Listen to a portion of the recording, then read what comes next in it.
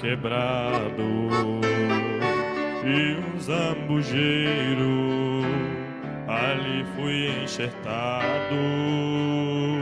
Essa oliveira é o meu Jesus, fui nele enxertado, hoje tenho luz, oliveira verdadeira.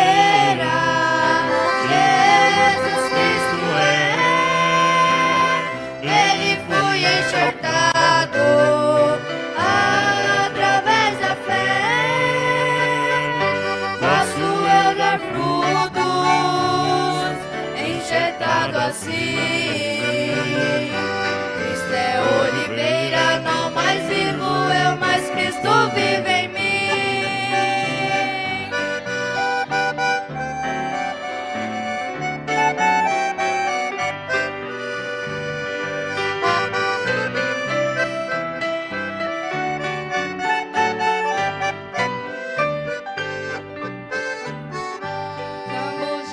Bravo, não dá frutos bons, assim era eu no meu coração, mas porém um dia tudo transformou, eu fui enxertado no meu Salvador,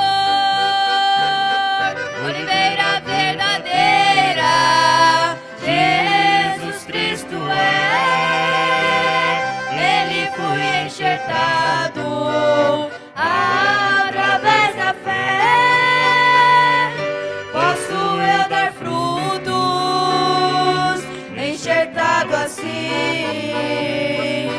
Cristo é oliveira, não mais vivo eu, mas Cristo vive em mim.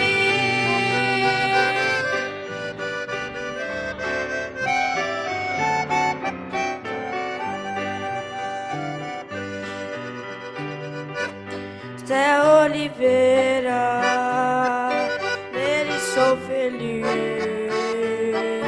nele estou ligado, no tronco e na raiz, ligado na oliveira, de todo o coração, posso eu dar frutos e dar frutos bons.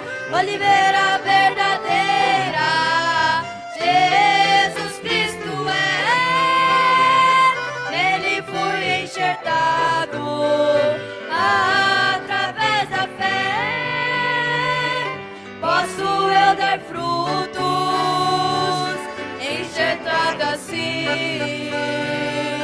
Cristo é oliveira, não mais vivo eu, mas Cristo vive em mim.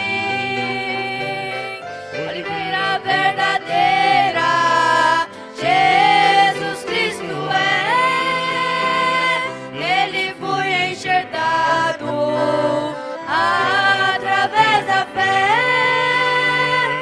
posso eu dar frutos, enxertado assim. Cristo é oliveira, não mais vivo eu, mas Cristo vive em mim. Oliveira, não mais vivo eu, mas Cristo vive em mim.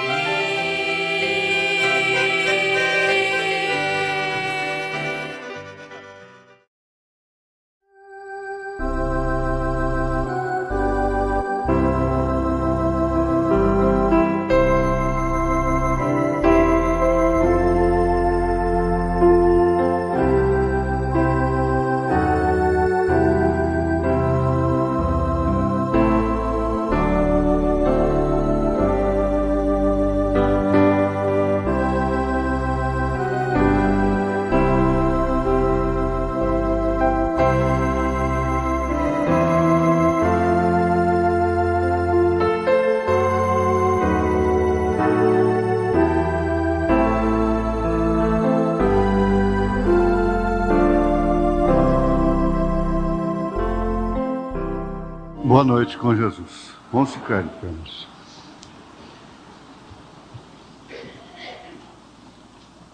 Apocalipse capítulo 6, do verso 1 ao 8.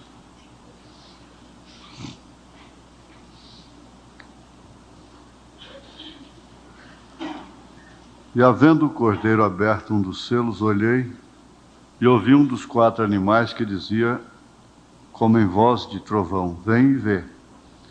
E olhei, e eis um cavalo branco. E o que estava sentado sobre ele tinha um arco, e foi-lhe dado uma coroa. E saiu vitorioso para vencer. E havendo aberto o segundo selo, ouvi o segundo animal dizendo, vem e vê. E saiu outro cavalo vermelho. E ao que estava assentado sobre ele foi dado que tirasse a paz da terra e que se matassem uns aos outros. E foi-lhe dado uma grande espada. E havendo aberto o terceiro selo, ouvi dizer ao terceiro animal, vem e vê. E olhei, e eis um cavalo preto. E o que sobre ele estava sentado tinha uma balança na mão. E ouvi uma voz no meio dos 4 animais que dizia, uma medida de trigo por 1 dinheiro e 3 medidas de cevada por 1 dinheiro, e não danifiques o azeite e o vinho. E havendo aberto o 4º selo, ouvi a voz do 4º animal que dizia, vem e vê. E olhei, e eis um cavalo amarelo, e que estava sentado sobre ele tinha por nome Morte, e o inferno o seguia. E foi-lhes dado poder para matar a 4ª parte da terra, com espada e com fome, e com peste, e com as feras da terra. Grande Deus, maravilhoso Pai, nós voltamos a orar a Ti, porquanto é o melhor que podemos fazer por nós mesmos, é orar ao Senhor, é inclinar as nossas cabeças para o pó de onde viemos e reconhecermos que não somos nada sem o Senhor, que não podemos fazer nada sem o Senhor. Nós não podemos ser nem mesmo honestos, falar a verdade, sermos fiéis, se não for pelo Senhor.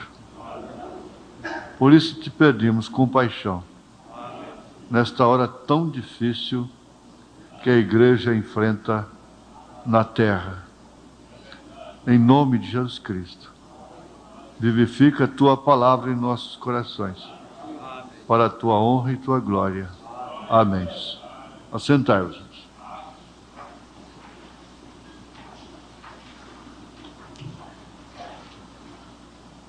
A glória do mundo paralisa a fé. Isso é uma frase determinante, capital mesmo, do profeta, né? Desta era. A glória do mundo paralisa a fé. Tudo que é paralisado fica inerte, imóvel, fica sem ação. Às vezes tem, mas não tem ação, está paralisado.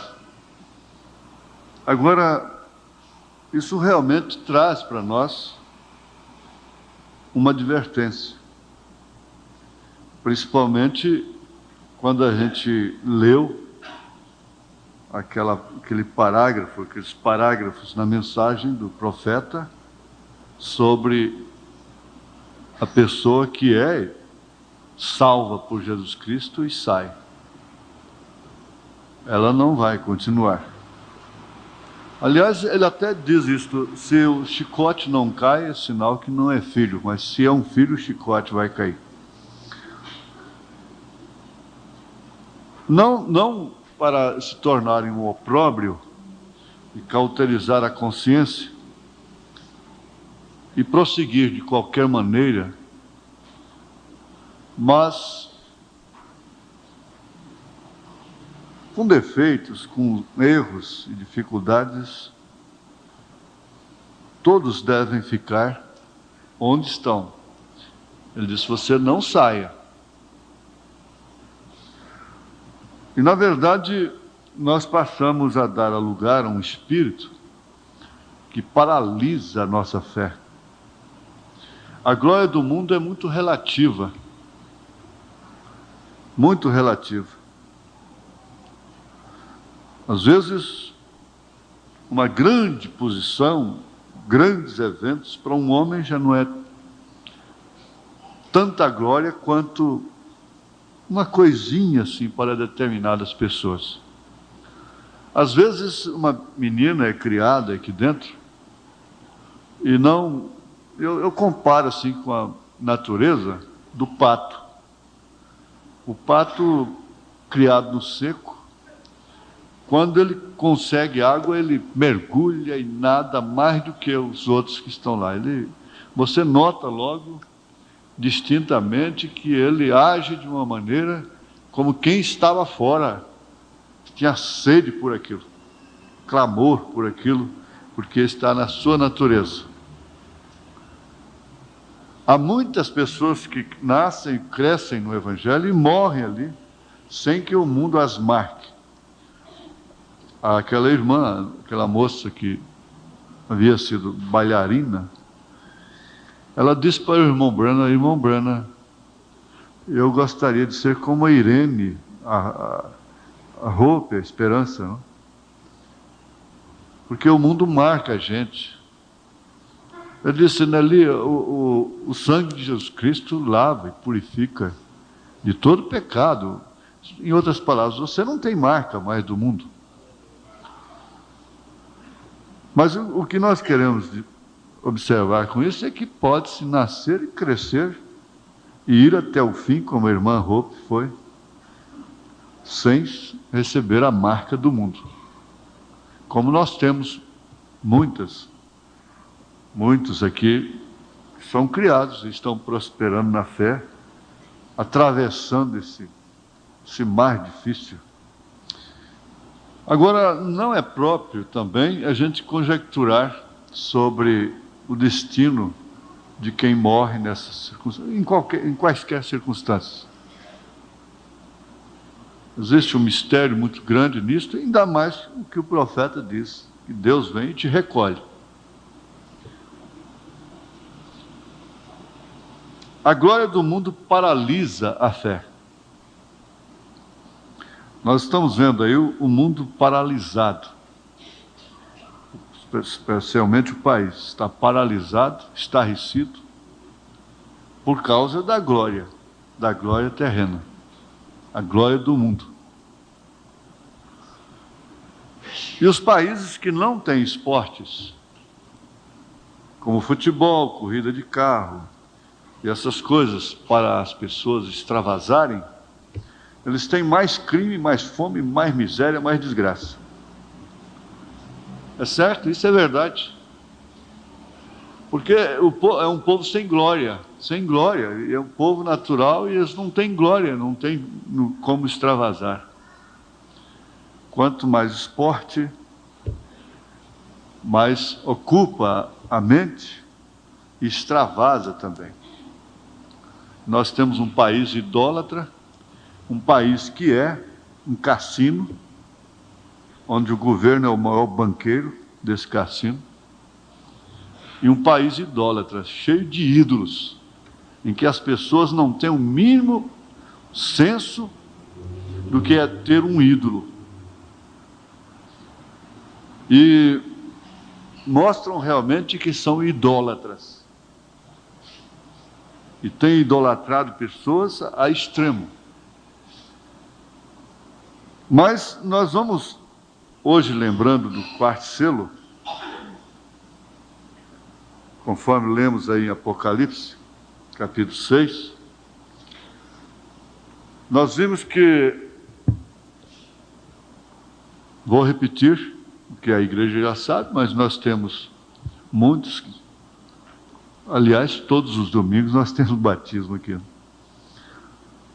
Em relação aos 7 selos, a igreja tem plena consciência, sabe perfeitamente que os 3 primeiros selos do Apocalipse já é história, já se cumpriram. Primeiro, segundo, terceiro selo. O quarto selo está em pleno cumprimento, onde enquadra todos os males dos 3 primeiros selos. Isto quer dizer, os 3 espíritos: anticristo, falso profeta e besta. São aqueles 3 espíritos de Rã.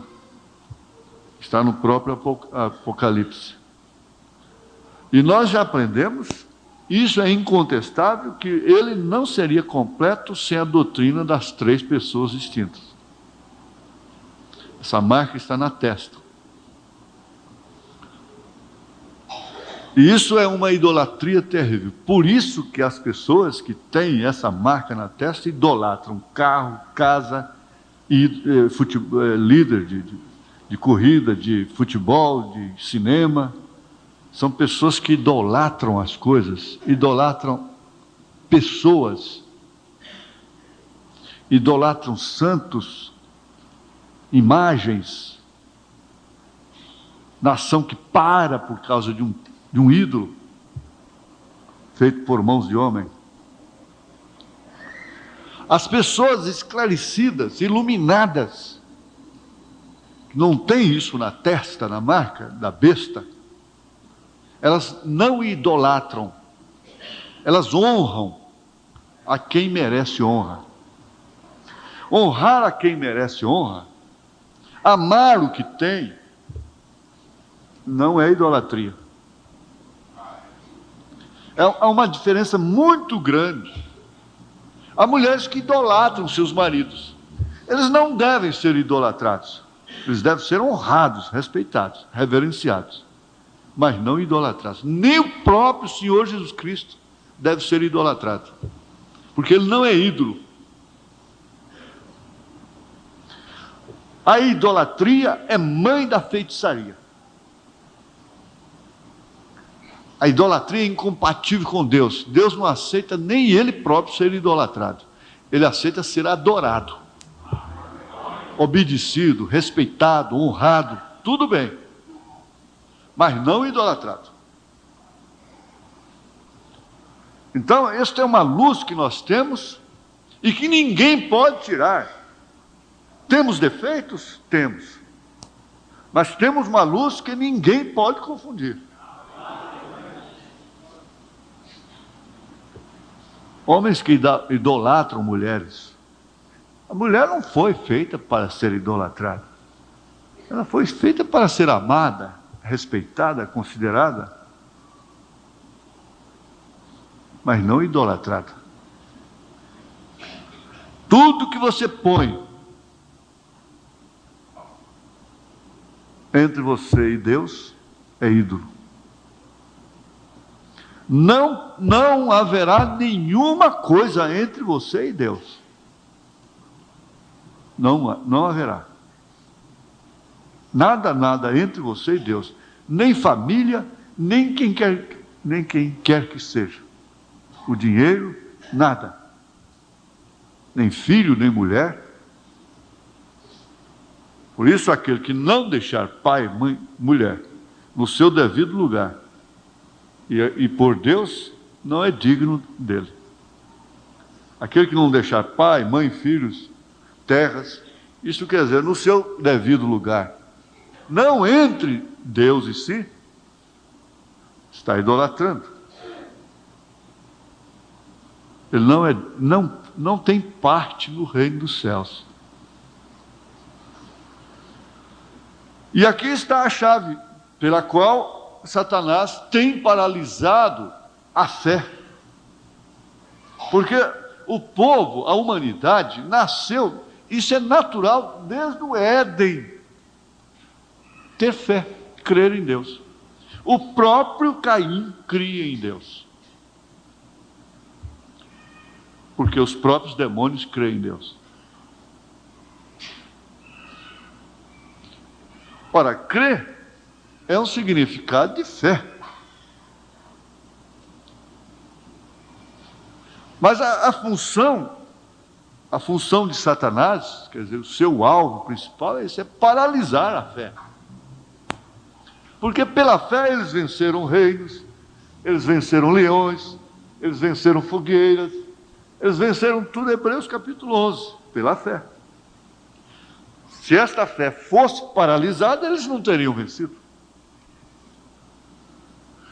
E o próprio, em Hebreus 9 ou 10, por aí, o justo viverá da fé.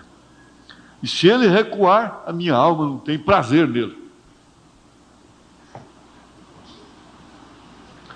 Por isso a igreja tem que estar constantemente atribulada e tendo sempre dependência. Ela está sempre tendo que ter dependência. Olha, eu não quero ferir, eu respeito até, eu sei, eu sou um pouco esclarecido nesse sentido.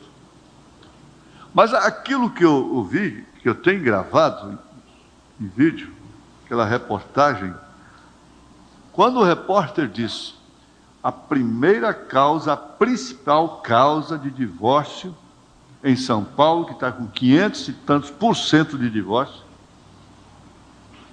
é a independência da mulher. Agora, vocês, irmãs, sabem que é verdade, não tem como negar isso. O dinheiro dá independência.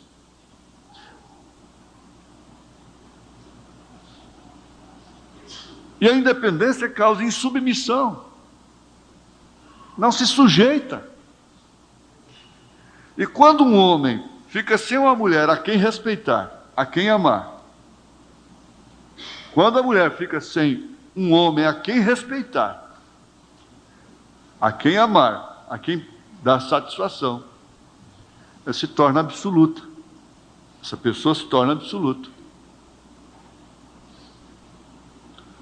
Nós já analisamos, estudamos isso aqui, quando Davi ficou nessa situação, ele causou um grande dano para si mesmo, bem como para o seu povo, porque até então não havia rei que errasse que o povo não pagasse, não havia rei que acertasse que o povo não fosse abençoado. O rei é assim. Se o rei é justo, é bom, o povo é abençoado, o povo prospera. Se o rei tem direção, agora quando ele ficou absoluto e deixou o profeta de lado, então o que ele trouxe? Trouxe uma grande desgraça, um grande peso para si mesmo, como também para o seu povo. E às vezes nós nos encontramos circunstancialmente nesta condição. E isso faz a igreja com a sua fé paralisada, isto é claro, estou me referindo à igreja mundana, com a sua fé paralisada, ela tem tudo de uma forma mecânica, ela é independente, ela tem sua própria bolsa, ela não depende de Deus.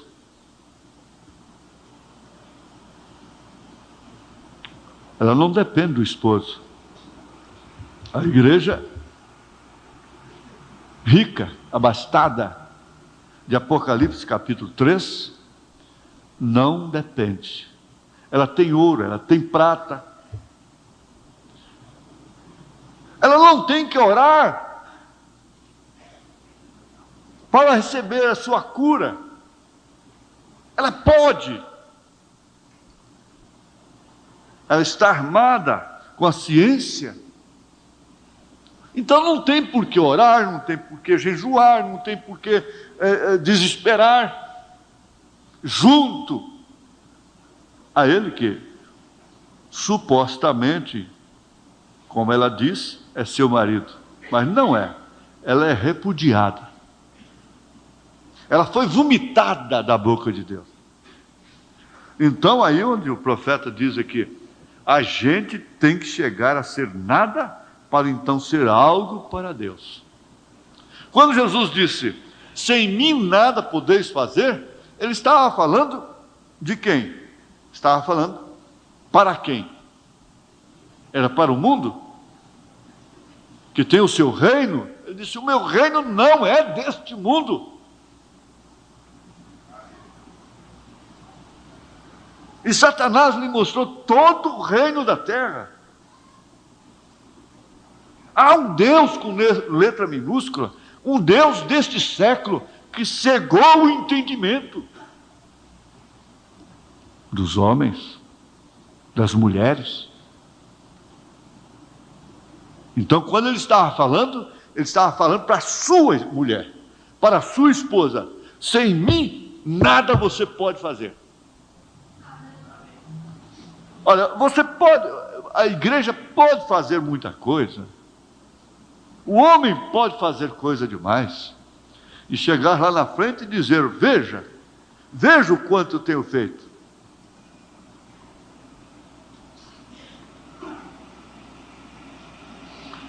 Mas, esse fazer aí, o que ele faz, não permanece. Então ele está dizendo aqui, a gente tem que chegar a ser nada, para então ser algo para Deus. Está no parágrafo 150. A matéria em estudo é o quarto selo. E aí então ele diz, o caminho para cima é para baixo. E ele faz menção de que o homem mais baixo, da cidade mais baixa de então, que era Jericó, subiu numa árvore para ver Jesus. Olhou para baixo para ver Jesus. Agora veja o quanto Deus se humilhou. O quanto Deus se rebaixou. A expressão certa é essa. Porque Deus virar homem, Deus se encarnar, se sujeitar às trevas do ventre por 9 meses, confinado ali, porque Deus fertilizou um óvulo e trouxe ao ventre de Maria, sem que ela sofresse nenhuma sensação. E ele se confinou ali, sujeitou à lei que ele criou, ficou 9 meses lá dentro, e nasceu lambuzado como qualquer outra criança nasce. Chorou, brincou, sentiu dor, sentiu necessidades.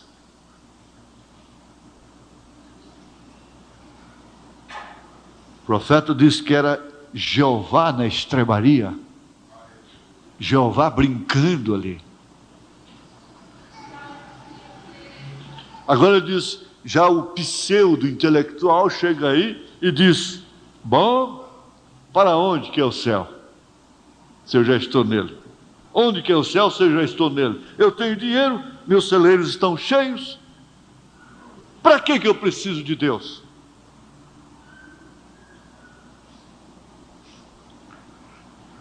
Eu não necessito de fé, ele está dizendo. Para que fé? Eu posso resolver tudo. Eu não tenho que resolver nada por fé.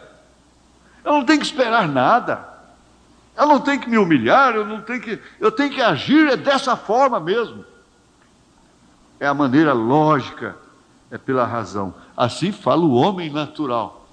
E aí então ele vem e diz, louco, esta noite pedirão conta da tua alma. E o que você tem? Para que serve?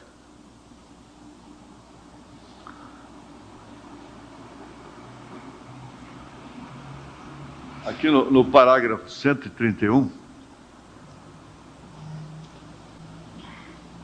ele diz assim, agora sim, sinto que está entrando o estímulo ao pensar nisto. Nem é minha intenção portar-me assim, porém não imagino o que isso significa para mim. Já fazem 4 dias que estou metido nisto e tenho que dizer algo assim para poder sentir-me outra vez humano. para me sentir novamente um humano. Quando ele está falando isso aqui, ele está dizendo que ele ficou tão nas mãos de Deus, tão imbuído, tão envolvido naquela atmosfera divina, e para ver essas coisas, que ele saiu até da dimensão humana.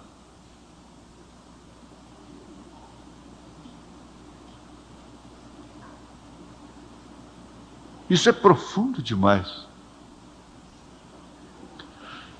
Isso quer dizer, ele saiu daquela atmosfera humana,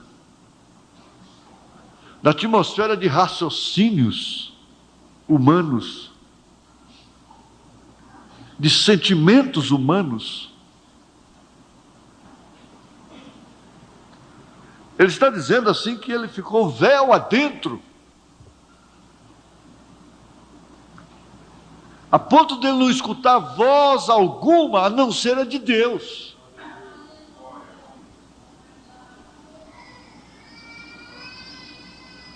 E que ele então, para transmitir aquilo, ele tinha que voltar a ser humano, sentir-se humano novamente. Por quê? Deus, para falar com o povo, ele se fez humano.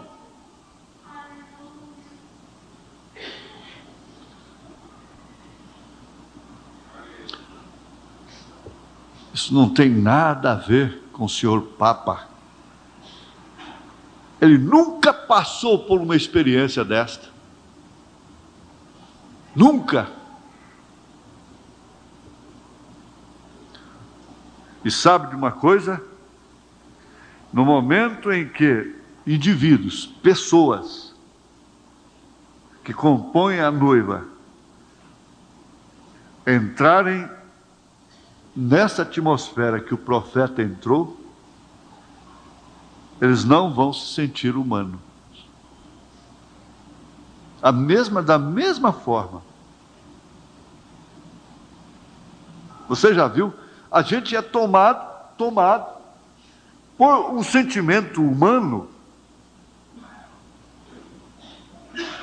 que faz ferver os nossos sentidos, a nossa razão, que a gente faz coisa que não faria no normal.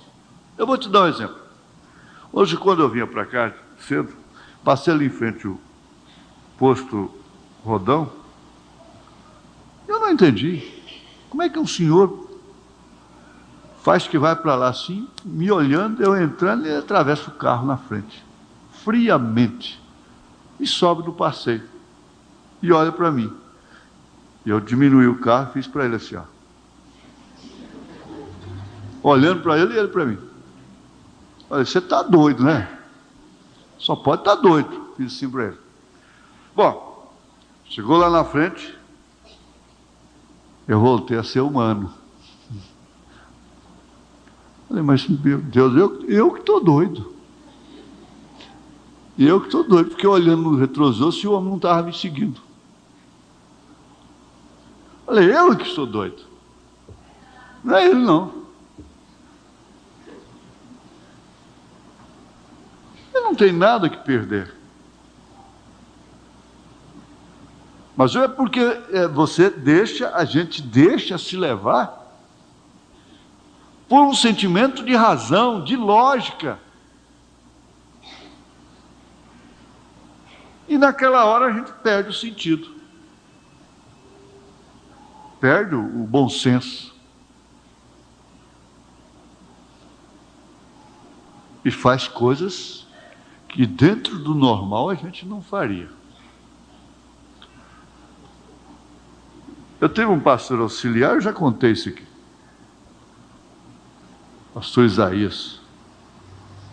Ele me contava, ele repetia muito suas mensagens, e onde ele ia pregar assim, que não era muito conhecido, eu já sabia que ele ia pregar, praticamente. Não tinha muito repertório para pregar. Mas o que ele pregava tinha decorado já, ele pregava espumando a boca e violento mesmo. E ele contava isso cada vez com mais unção. E ele foi realizar um culto numa fazenda, lá um pessoal, e congregava ali, e foi com um mensageiro especial, e que o povo estava esperando.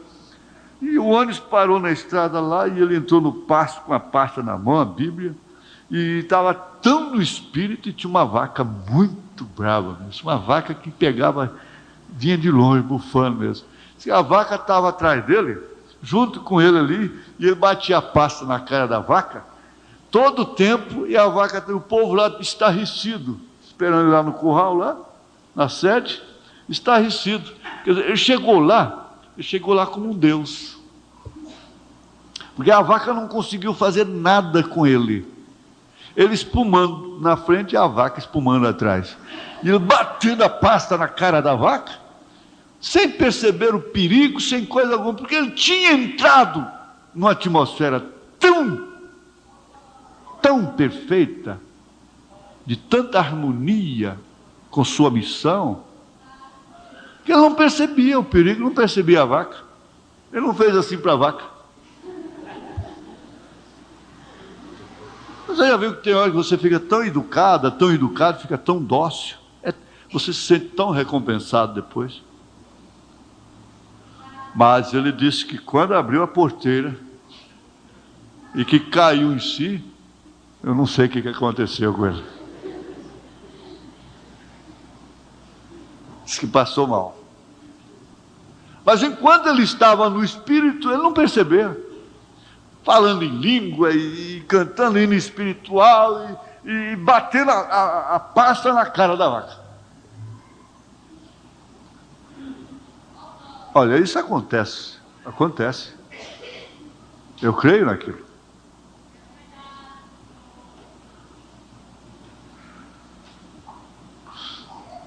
Então, de ambos os lados, tanto num extremo como no outro, acontece. Agora é só nós raciocinarmos. Por quê? Sabe por quê, irmãos?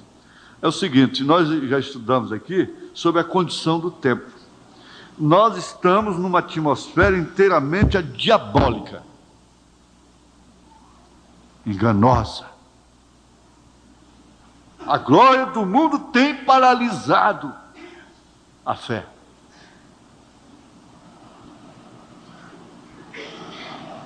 E isso não quer dizer outra coisa senão o cumprimento do quarto selo, que, conforme já fizemos, reúne todos os males. A besta ainda não está evidenciada, ela está em potencial. Mas ela já compõe essa trindade.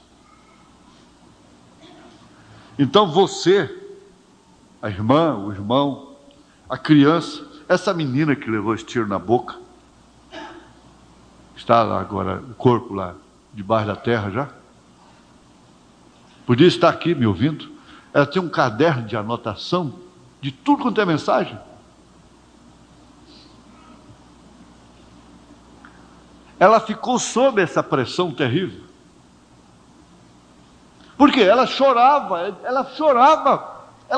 para não sair.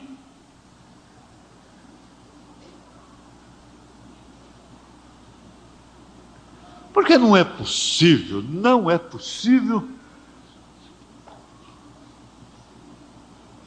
Eu digo com experiência própria, falo de mim mesmo, que nós estejamos satisfeitos com determinadas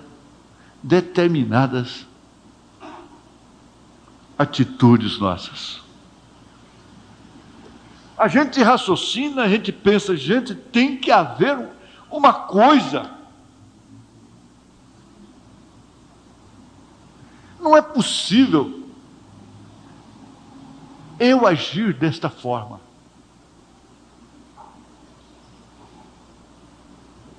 Porque eu não creio desta maneira.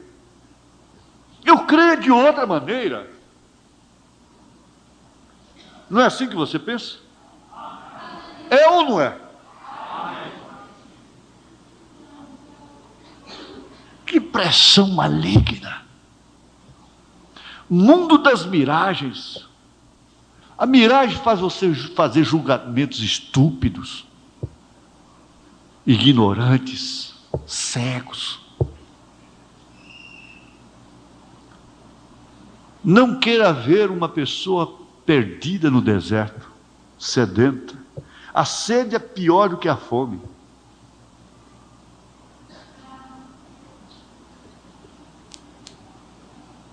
A sede é pior que a fome. E a pessoa vê oásis. A pessoa vê oásis. Vê água cristalina. E ela corre, chega lá e mergulha. Quando dá conta, ela mergulhou na areia. Não existe água ali, é miragem. É sede.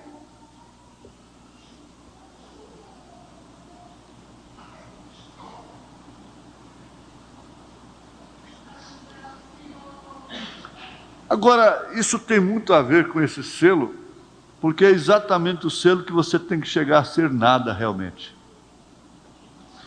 A igreja da era até Filadélfia, ela trouxe um brasão no seu peito. Por quê? Qual o brasão que ela trazia? Ela trazia o brasão de ter passado pela arena, de ter enfrentado uma perseguição na carne e no sangue. Então até ali, ela fica sendo uma estrela sem similar. Não é certo?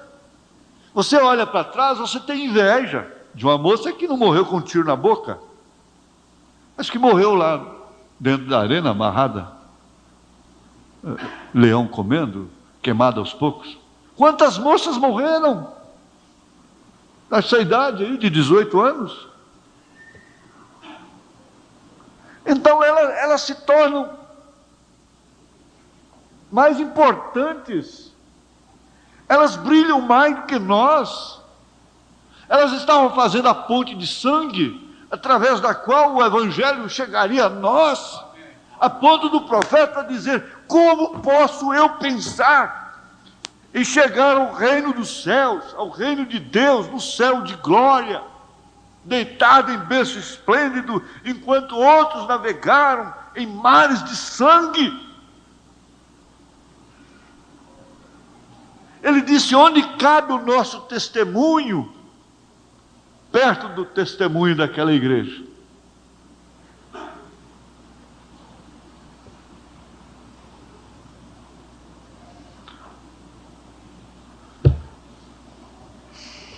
Vai até onde isso?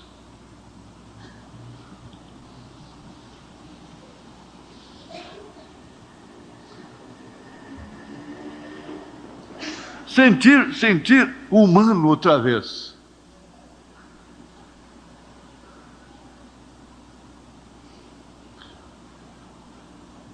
Quando os discípulos, os apóstolos Pedro, Tiago e João, foram separados por Jesus, e ele foi com eles lá para o Monte da Transfiguração. Eles viram uma transfiguração, a adoção de Jesus Cristo, e que na verdade ali eles desceram com o testamento de que eles estavam realmente com um ser sobrenatural, porque Jesus se transfigurou na vista deles, a ponto de ter contato visível com Moisés e Elias. E ficou tão bom, eles ficaram tão fora da dimensão humana, que Pedro disse: bom estar aqui. Passamos 3 tabernáculos, um para ti, outro para Moisés, outro para Elias. Isso quer dizer para nós também, porque onde o Senhor está, né? Ele não falou um para ti, um para Elias, outro para Moisés, um para mim, outro para João, outro para Tiago. Um para ti, um para Elias, outro para Moisés. A coisa ficou tão boa.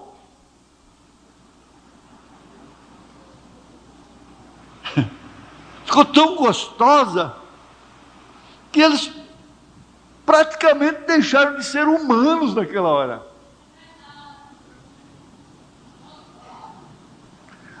Mas acontece, sim, acontece que a cruz estava lá embaixo. Vocês têm que sair dessa atmosfera novamente. Vamos descer o monte. Não é agora, Pedro. Não é agora. Você ainda vai ter muita experiência lá embaixo. Inclusive me negar.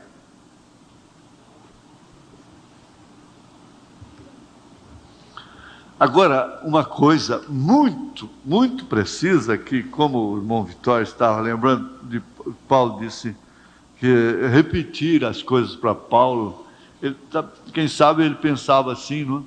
Que aquilo fosse até enfadonho, mas ele disse, é segurança para vós.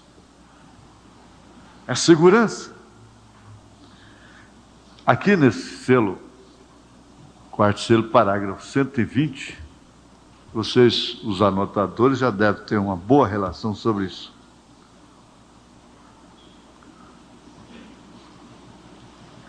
Ele diz, observem bem, esta última vez vem sobre o cavalo amarelo. Você sabe de quem se trata. É do anticristo falso profeta. Cavalo branco, cavalo vermelho, cavalo amarelo. Porém, veja, ele é uma trindade.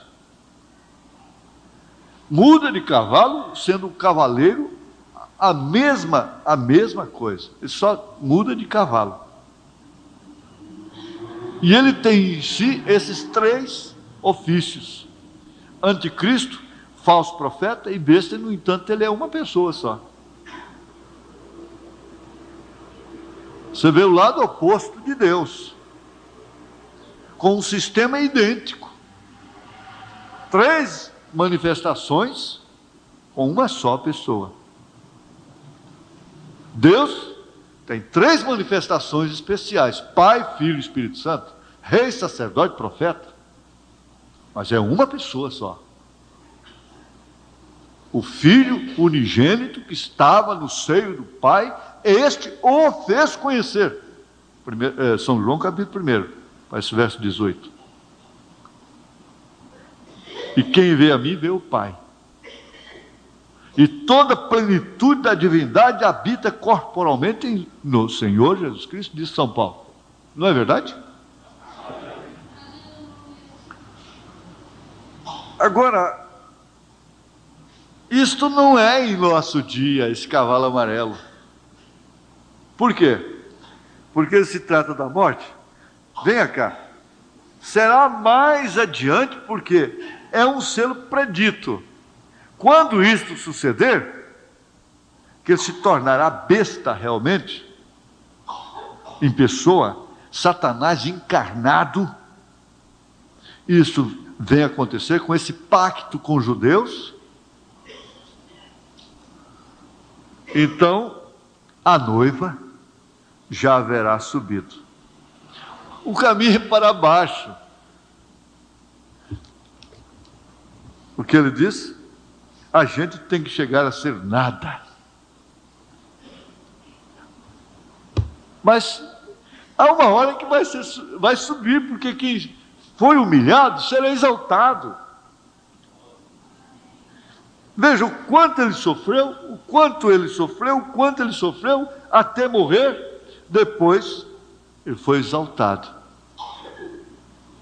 Isso em função de sua igreja, em função de nós.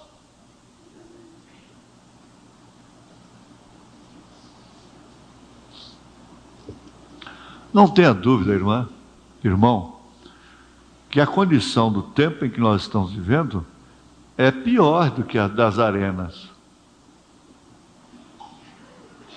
É pior. O profeta diz que é. É uma condição enganosa, cheia de circunstâncias.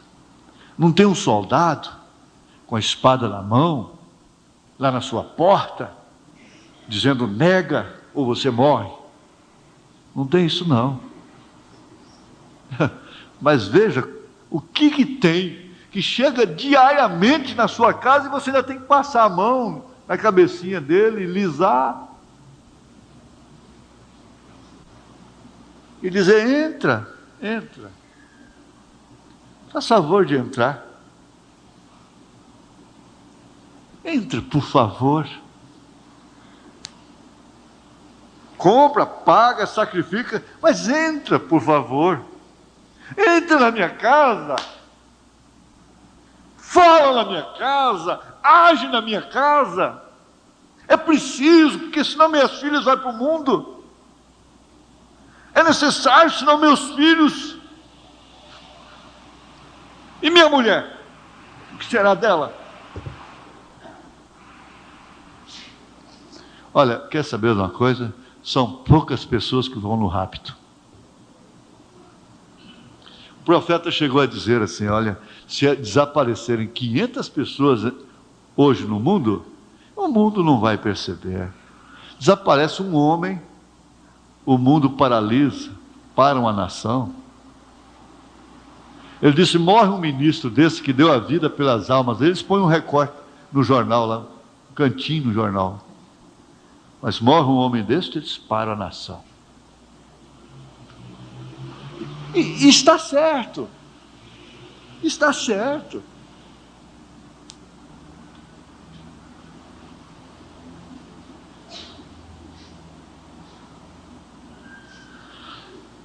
Se Deus tem vindo a você e te mostrado essas coisas, quase que por baixo da mesa, pelo buraco da fechadura, olha, faça uma coisa, não deixe se atrapalhar por causa de ninguém, não. Por causa de mulher, por causa de marido, por causa de filho, por causa de quem quer seja, por causa de pastor, por causa de diácono, por causa disso, por causa daquilo. Não deixa não.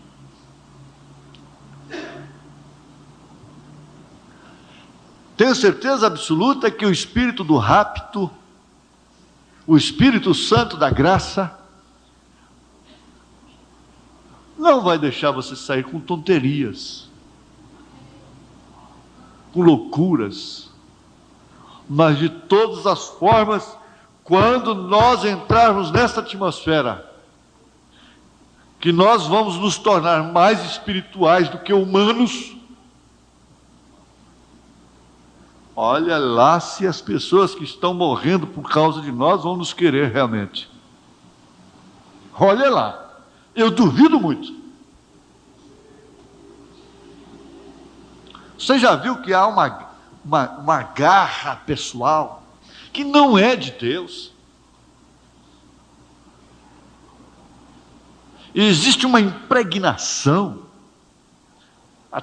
entre as famílias que ela é prejudicial, ela é comprometedora.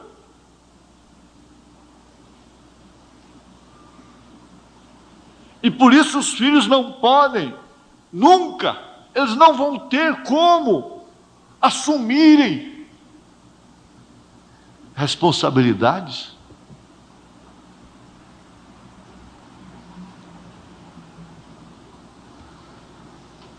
O tempo já se foi.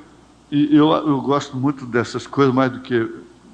O sermão tem, é claro, seu lugar, cada hora, né? Mas, para mim, isso é o que realmente forma a estrutura da igreja, a substância da igreja. Então, quando você vê estas coisas, na sua meditação agora, você pode entender perfeitamente e lembrar de momentos que você estava numa atmosfera tão espiritual e você não estava muito humano. Quando você está muito humano, então os sentimentos humanos ficam ativos. Até mesmo a dó, a compaixão, que tanto nos compromete.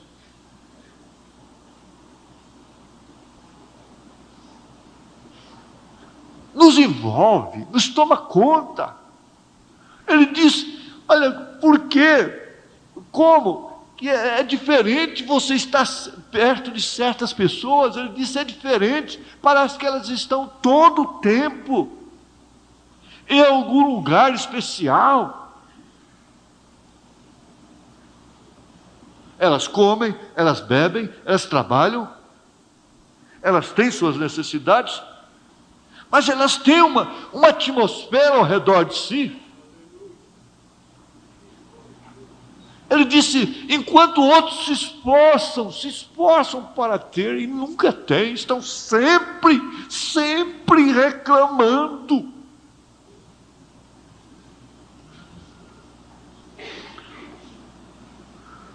Nós estamos sob efeito disso aqui. Os selos estão em pleno cumprimento. Nós pensamos, o mundo religioso pensa em Apocalipse. Você vai ver realmente. Quem ficar aí para o juízo final, eles vão ver dinossauro. Tem tanta fome de dinossauro agora. Agora lá no Flamboyant tem dinossauro, não sei mais onde tem dinossauro, tem família de dinossauro, tem bonequinho de dinossauro nos carros, tanta coisa de dinossauro. Um dia era pato, Donaldo, tanta coisa. Daqui a pouco você vai ver, quer dizer, você vai ver em força de expressão, eles vão ver dinossauro pisando realmente em edifício, achatando eles. Formigas com asa de 30 metros. Tudo que estão fazendo de alucinação na televisão, no cinema, vai existir.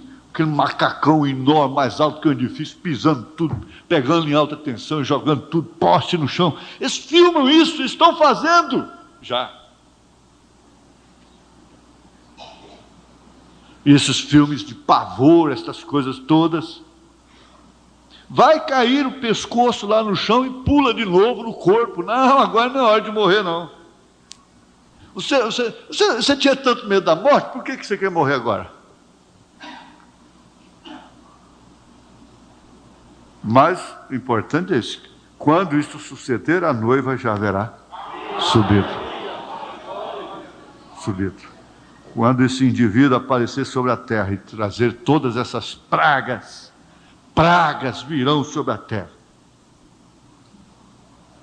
Ele chegará a ser completamente o diabo. Você já viu quando a pessoa está endiabrada, o que ela faz? Ela passa a mão na penteadeira assim, joga tudo no chão. Joga tudo. Vai na cristaleira, joga tudo no chão. Quebra a cadeira, bate, quebra tudo. Aquele homem, aquela mulher, endemoniado. Ora, que o diabo ficar solto nesse mundo. Tempestades, raios, terremotos, peste, fome.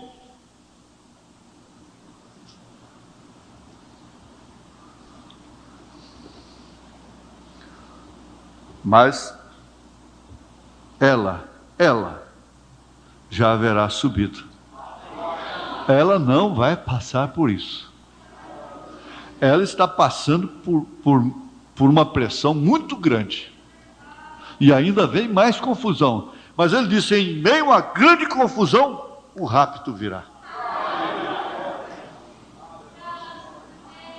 O Senhor vos abençoe. Pastor Elias vai orar. Fazem isso.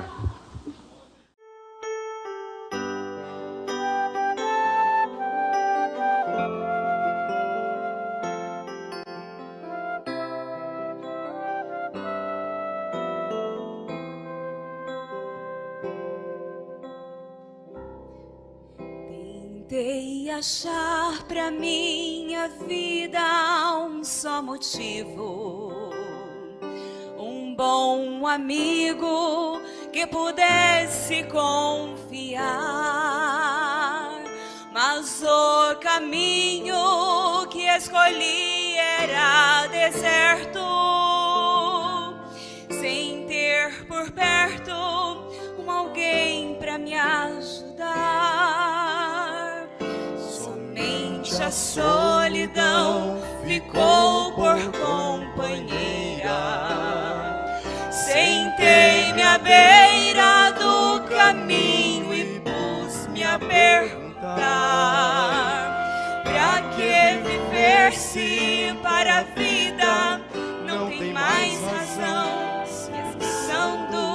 Decidi então com minha vida terminar.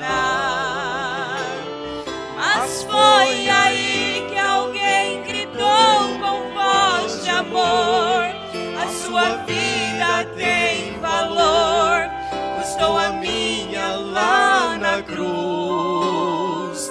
Saibas que foi por tua causa que sofri, para que vivesses eu morri. Então olhei, era Jesus.